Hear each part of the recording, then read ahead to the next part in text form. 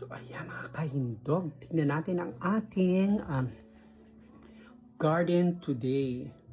Dahil, grabe, pag winter dito, kawawa yung aking mga halaman. So let's see, ayan. Lalabas tayo mga kalindog. Kaya malamig pa, my God. It's so malamig talaga. So ayan, pakita ko sa inyo mga kalindog ang ating garden.